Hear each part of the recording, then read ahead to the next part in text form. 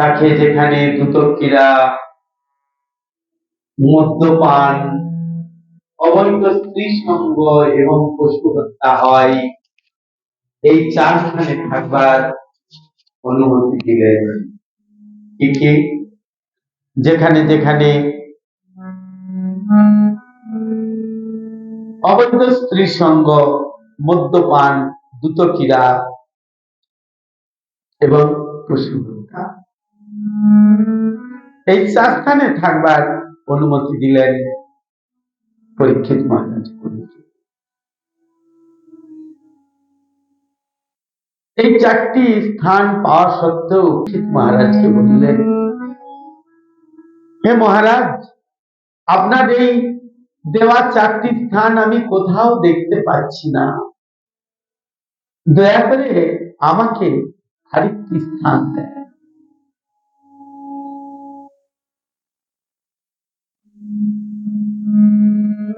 মহারাজ পরীক্ষিত তিনি কলিকে সুবর্ণে বসবাসের অনুমতি দিলেন।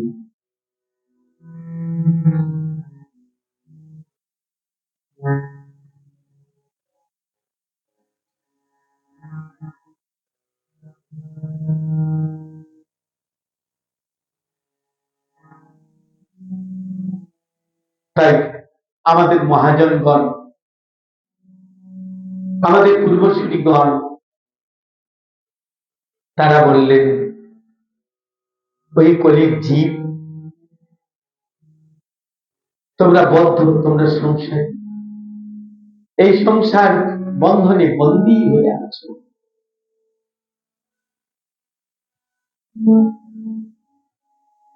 তোমরা সদা সর্বদাই, হে মানবগণ, কলির মানবগণ, তোমরা সদা সর্বদাই মঙ্গলময় প্রগতি অপেক্ষা করো। জানি, তাই এই 5টি স্থান অবশ্যই বর্জন করো।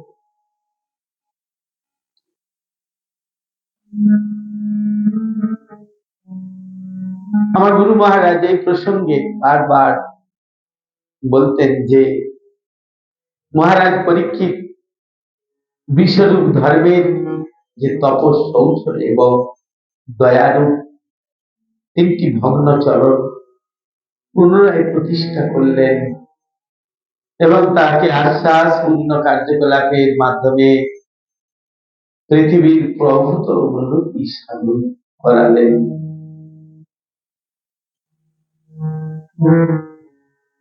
মহারাজ পরীক্ষিত যতদিন এই পৃথিবীর একচ্ছত্রপতি সম্রাট ছিলেন, তখন এই কলি পৃথিবীর সর্বত্র প্রবিষ্ট হলেও প্রভাব বিস্তার করতে পারেনি।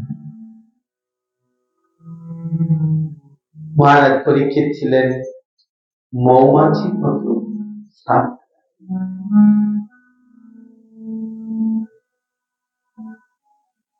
কলিযুগে শুভকর্ম করিবার তরে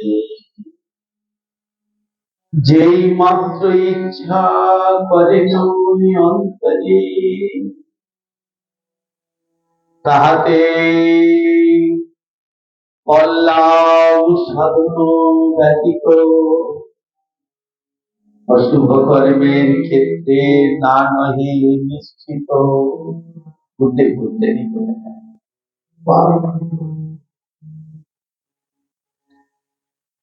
ফুলে কতটা মধু আছে মৌমাছি সেটাই, ফুলের বৃত্তে কতগুলি কাঁটা আছে সেদিকে লক্ষ্য। পরীক্ষিত মহারাজ জানতেন যে এই কলিযুগে শুভকর্ম সম্পাদন করবার ইচ্ছা মাত্রই তার ফল পাওয়া যায়, কিন্তু অশুভ কর্ম সময়ের ক্ষেত্রে সেরূপ হয় না।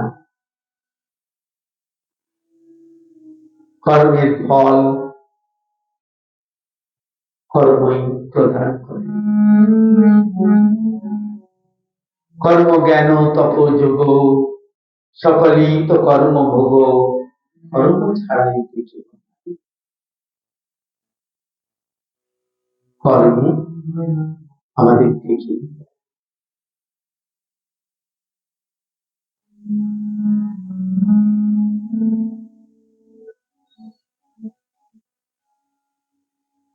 এই সংসারে কেউ সুখী নয়, এই জড় জগতে কেউ সুখী নয়, এই জড় জগতের প্রত্যেকটি মানুষই অসুখী।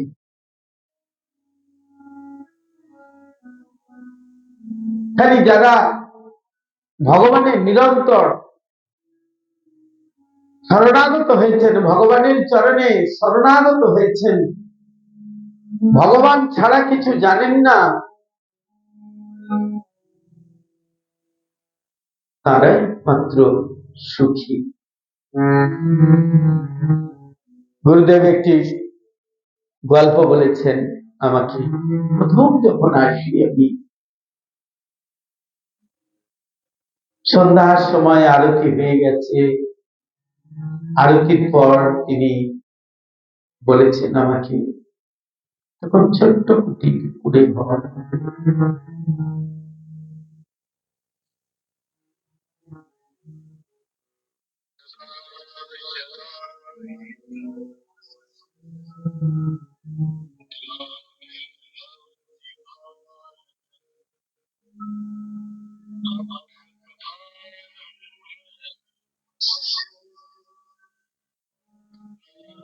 তিনি বলেছেন এই জড় সংসারে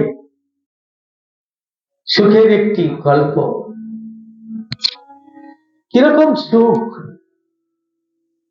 অর্থ ছাড়া কেউ কিছু বোঝে না। যখনই অর্থ কারো কমে যায়, তখনই তার কষ্ট পায়।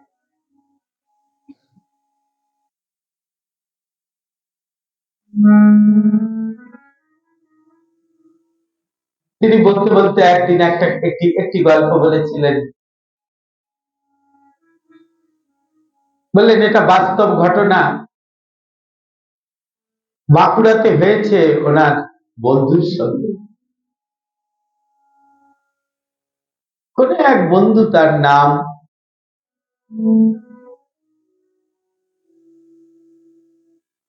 অনিরুদ্ধ।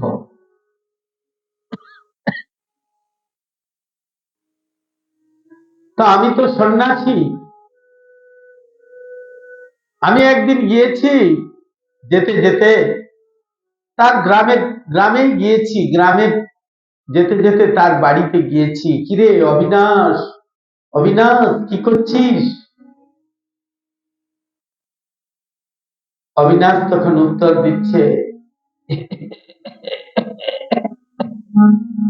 কে কে আমার নাম ধরে ডাকছে?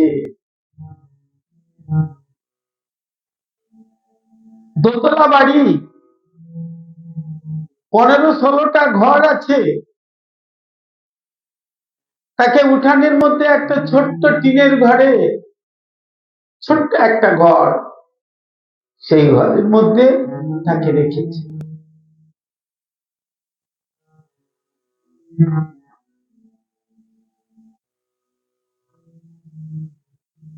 একটা ভাঙা গ্লাসে জল আর একটা ভাঙা গ্লাসে জল আছে, আর কিছুই নেই। কি রে, কি ব্যাপার? তোর দাড়িগুলো এরকম ছাগলের মতো হয়েছে, তুই আমাকে চিনতে পারছিস? বলে হ্যাঁ চিনতে পারছি। গুরুদেবের পূর্ব নাম ছিল অজিত। বলে তুমি তো অজিত? বলে হ্যাঁ। আমার খুব শরীরটা খারাপ, খুব ঠান্ডা পড়েছে তো, আর শরীরটা খুব দুর্বল হয়ে গেছে। তো কেন ভাই, তোমার তো এত বড় বাড়ি, তুমি এরকম ছোট ঘরের মধ্যে আছো? আর বলে অনেক কষ্ট করে তো এইসব ঘর দুয়ার করেছো, জমি জায়গা চাষবাস করে, মহিষের ব্যবসা করে তুমি তো এইসব করেছো। বললে হ্যাঁ অনেক করেছিলাম। আমার 4 ছেলে, সকলেই চাকরি করে। সব বাইরে থাকে, ভালো থাকে।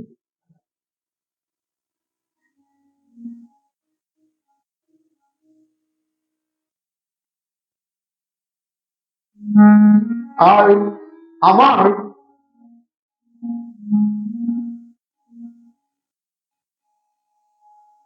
বলে চুপ করে গেছে, চোখের জল করে জল।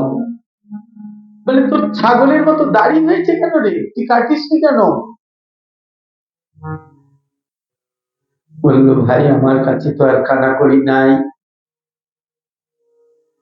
কেন তোর এই অবস্থা কেন? স্ত্রী মারা যাবার পর আমার এইরকম অবস্থা, আমাকে এই ঘরেই রেখেছে। আমার তো পায়খানা হয়ে যায়, প্রস্রাব হয়ে যায়, তাই পায়খানা প্রস্রাবে যদি মাছি বসে, মাছি বসে যদি ওদের ছেলেদের খাবারে যায়, নাতি নাতনিদের, তাহলে হয়তো একটা ছড়াতে পারে, সেই জন্য আমাকে এইখানে রেখেছে। তুই তো উঠে বসতে পারছিস না ভালো করে, কি রে এত দুর্বল কেন? বললো মা কতদিন আমি খাই নাই ভালো করে। কেন তোর চার চারটে বৌমা আছে, তোকে খেতে দেয় নাই? ছেলে আছে না? ও বলে ও দেখ, ও বলে ও দেখ, ও বলে ও দেখ। একদিন যদিও একবার আসে তো আর বেলা আসে না, আর বললে অনেক মুখ ঝুঁক করে, নানান রকম কথা বলে। বলে পায়খানা করলে কে নিকবে, তার জন্য আমাকে বেশি খাবার খেতে দেয় না। এমনকি জলটা পর্যন্ত বেশি দেয় না, এমনকি স্নান পর্যন্ত করতে পারি না, আমি যেতে পারি না। আর 3 দিন তো আমি যেতে পারছি না, তাই খাবারও নাই, স্নানও নাই। জানি না ভগবান আমাকে কি লিখে রেখেছে। তুই সন্ন্যাস নিয়েছিস, তুমি সন্ন্যাস নিয়েছো, খুব ভালো হয়েছে।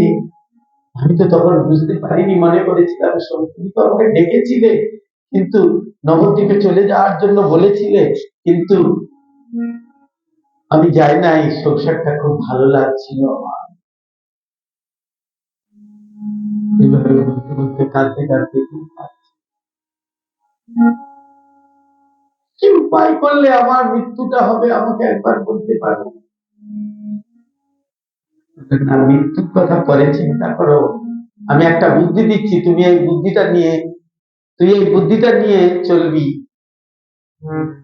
এই দেখ আমি ভিক্ষা করে অনেক খুচরো টাকা পেয়েছি, এই কোটোটার মধ্যে রাখবি, রেখে আর নাড়াবি, নাড়াবি, মাঝে মাঝে গুনবি, রাম 2 3 এসব করে গুনবি। বললো তাই? দেখ না কি হয়, তারপর আমি আবার আসবো, আমাকে স্মরণ করবি আর গোবিন্দকে স্মরণ কর, নিরন্তর কৃষ্ণ নাম কর, হরে কৃষ্ণ কৃষ্ণ কৃষ্ণ হরে হরে, হরে রাম রাম রাম হরে হরে। এই মহামন্ত্র জপ করে যা, এই কলি থেকে নিস্তার পাবার আর অন্য কোনো রাস্তা নাই, এই মহামন্ত্রই একমাত্র রাস্তা।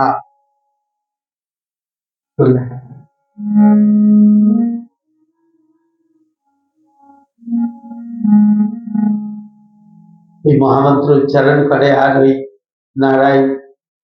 এদিক দিয়ে বড় ছেলে বাড়িতে এসেছে, অবিনাশ তার ছেলেদের নাম রেখেছে আশিস, দেবাশিস, স্নেহাশিস, পূর্ণাশিস।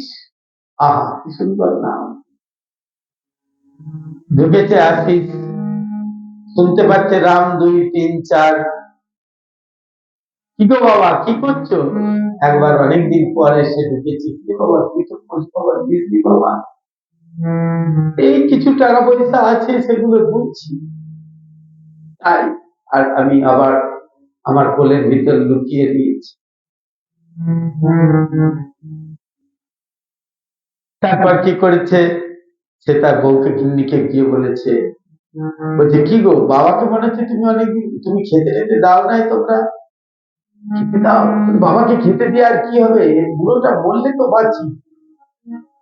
বললো বাহ, বললে তো বাঁচি, আরে অনেক আছে, ধন সম্পদ আছে, মনে হচ্ছে টাকা পয়সা আছে, তাই হ্যাঁ, বলতে ধন সম্পদ আছে মনে হচ্ছে, এখনো টাকা কড়ি আছে, যাও না দেখো না, সারাতে মনে হচ্ছে সোনার মোহর নয়, উপর টাকা বেশ নাড়ছে, রাম ঘুরছে। যাই হোক, পরপর বৌমারা শুনেছে, সে সমস্ত কথা শুনে পরদিন সেখানে বাবা বাবা করে গিয়ে পৌঁছেছে, গুরুদেব ভেঙাতেন বাবা বাবা।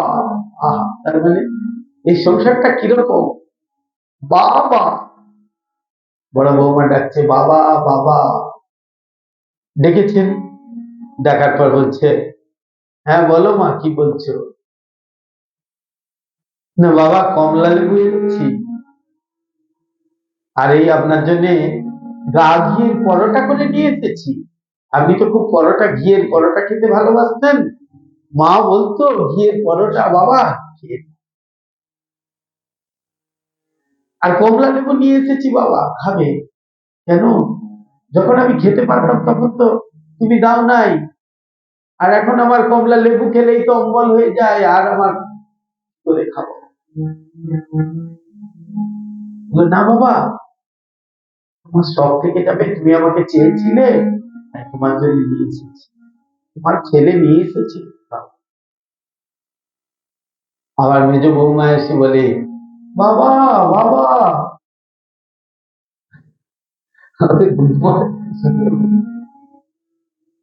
বাবা তোমার জন্য আপেল নিয়ে এসেছি বাবা।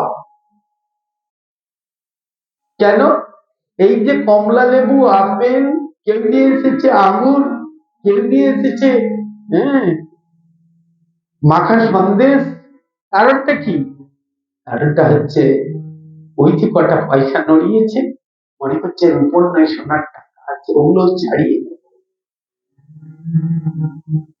ছেলেরাও এসেছে, বললো দেখো মা, দেখো বাবারা, তোমরা যে খুব করে আমার কাছে এসেছো আমি বুঝতে পেরেছি, আমার বন্ধু অজিত আমাকে উপদেশ দিয়ে গেছিল, এই কটা পয়সা আমার কাছে দিয়ে গেছিল, এই পয়সাগুলো দিয়ে আমি যেই নড়িয়েছি, সঙ্গে সঙ্গে তোমরা ভেবেছ মোহর আছে, মায়ের উপর টাকা আছে।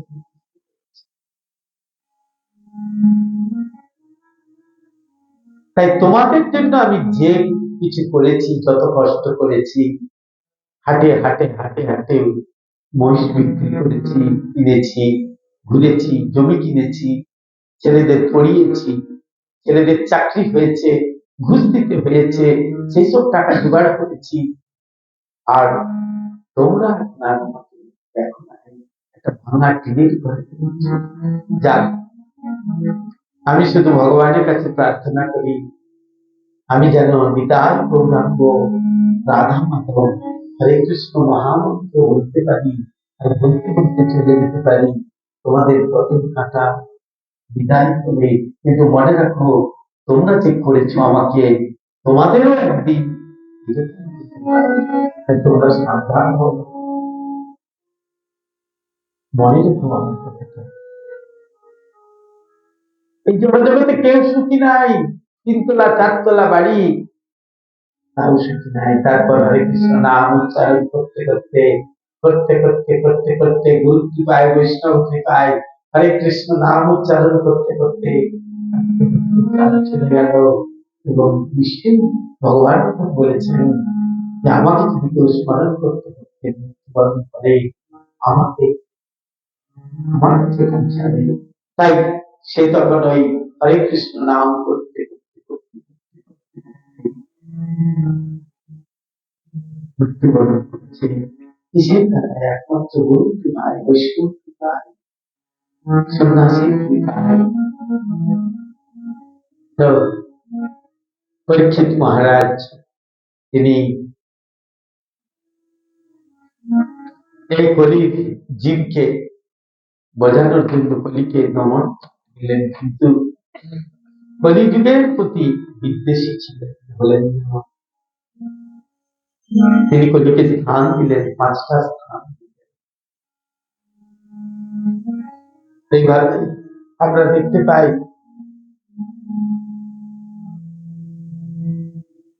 ভগবান কিভাবে কলিযুগকে স্থান দিচ্ছে। একটু আগে যে কথা বলেছিলাম, কলিযুগে শুভ কর্ম করিবার করে,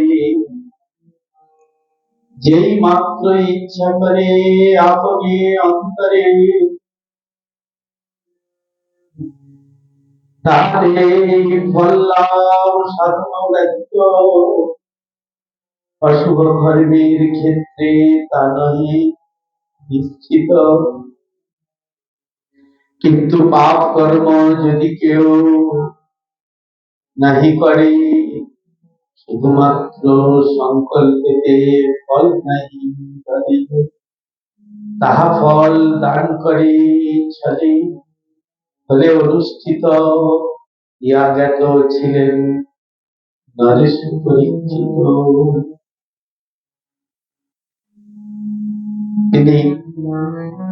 তিনি জানতেন যে এই সমস্ত, এই যে পাঁচটা স্থান, পণ রেখে খেলা, মদ্যপান আদি নেশা, অবৈধ রমণী সঙ্গ আর প্রাণী হিংসা, এগুলিতে কলিকে পরীক্ষিত মহারাজ তিনি স্থান দিয়েছিলেন। আর হলো সুবর্ণ,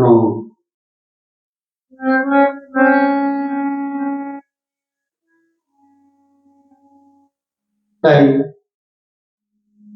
আমরা পরবর্তী পর্বে পুনরায় মহারাজ পরীক্ষিত কিভাবে তাকে কলি আকর্ষণ করলো এবং তার প্রতি যে ব্রাহ্মণের অভিশাপ অর্থাৎ ব্রহ্মশাপ লাগলো, তা আমরা আলোচনা করব। এই পর্বের কথা আমরা বিশ্রাম দিলাম। শুধু একটি কথা বলে যাই, সকলে ভগবানের নাম সংকীর্তন করুন। নামৈব কেবলম, নামৈব কেবলম, নামৈব কেবলম। কি নাম? হরে কৃষ্ণ হরে কৃষ্ণ, কৃষ্ণ কৃষ্ণ হরে হরে, হরে রাম রাম রাম হরে হরে। আমি আগে জানতাম না, কিন্তু আমার ভাই এর সাথে একদিন নগর সংকীর্তনে গিয়েছিলাম কানুপাটে। সেখানে গিয়ে শুনেছিলাম, আমি এত আগে জানতাম না, প্রণামে নাই কোনো ক্লান্তি, আছে শুধু শান্তি শান্তি শান্তি। তখন আমি চিন্তা করেছিলাম, তাই তো ঠিকই বলেছি, ভগবানের নামেই একমাত্র শান্তি, ভগবানের নামেই একমাত্র সব কিছু। গুরু মহারাজ বলতেন, নিষ্ঠা করে যদি কেউ নাম করতে পারেন, নামে যদি কারো নিষ্ঠা থাকে, এমনকি ভগবান এত কৃপাময়, যদি মাত্র 25,000 নাম নিষ্ঠা করে এক জায়গায় বসে উচ্চারণ করেন নিষ্ঠার সঙ্গে, ভগবানকে স্মরণ করে, গুরু গৌরাঙ্গের চরণ চিন্তা করে, ভগবান তাকে খুশি করতেন যে গুরু বাক্য রেখেছে আর আমার নাম করেছে। ভগবানের নাম করতে হবে, নিজের জন্য নয়, ভগবানকে সন্তুষ্ট করা। ভগবানের নাম করতে হবে কিছু পুণ্য অর্জনের জন্য নয়, একমাত্র ভগবানের সেবা, নাম সেবা, কায় মন বাক্য দিয়ে সেবা, হৃদয় দিয়ে সেবা। যিনি হৃদয় দিয়ে ভগবানের সেবা করবেন, তার আর এই জড় জগতের কোনো কলুষতা থাকবে না। তার হৃদয় আনন্দে ভরে যাবে, তার হৃদয়টি আনন্দে ভরে যাবে, হৃদয় নিয়ে হরিনাম করতে হবে।